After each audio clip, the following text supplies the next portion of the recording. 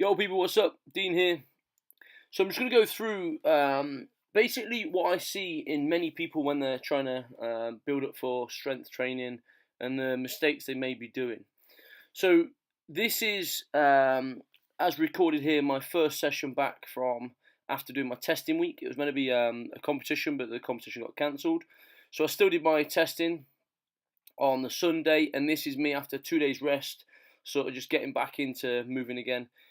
And the key here really is just to initially get moving, getting the muscles sort of like recovering, but with weight, and allowing my body to sort of like push weight again, keep my strength up, but obviously not overload, and allow my central nervous system to recover again.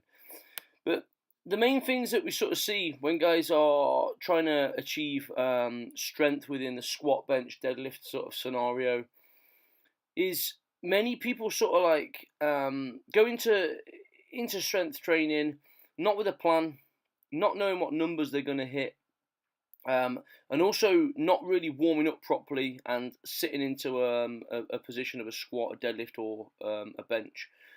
And this is obviously the biggest thing. If you can't do full range movement and you're not sitting into heels, for example, in a squat, and you've not got the bar in the right place, you're going to hinder yourself later on down the line when, like if you have a strong day, you feel like you can lift a little bit more, but you go for the lifts, and obviously your form will hinder, and obviously stop the movement, and then obviously you'll feel like you hit a brick wall.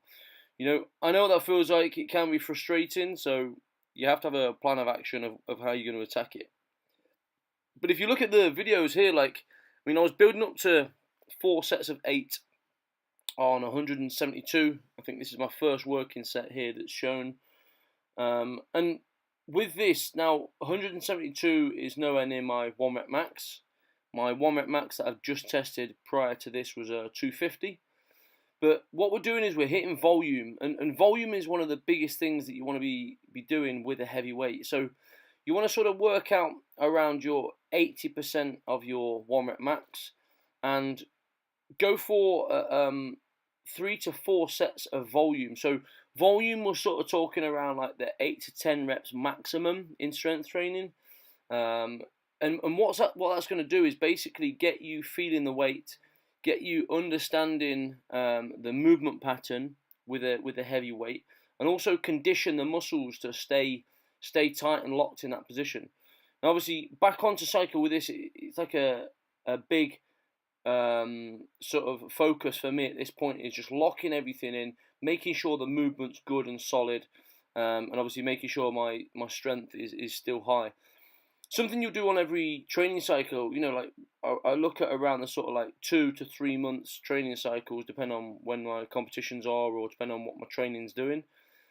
But every time you sort of like recycle and come back to the start, you'll always probably start on a heavier weight at the start, and then you'll build up hopefully to a heavier sort of like max rep testing day. And that's obviously the aim of all of it, to be honest. Other than that, like the breathing side of things is a big thing. As you'll notice in this video, every time you're going for your rep, you want to make sure that you've got the bar on your back, you're holding the bar on your back, you're not letting the bar just sit on you, you're actually holding it there, your tight grip, tight back, everything's locked in. And obviously, as you see here, the breathing is huge. You need to take a big deep breath in, allow your diaphragm to expand, the muscle to tighten up, and obviously for you to be solid in that position. And this is, again, like another huge thing that people just don't think about, the breathing and locking in at that point. But I hope this has helped you a little bit. If obviously you want any help on anything, always fire me a message or comment below. Anything I can help you with. There'll be plenty more content videos coming out soon.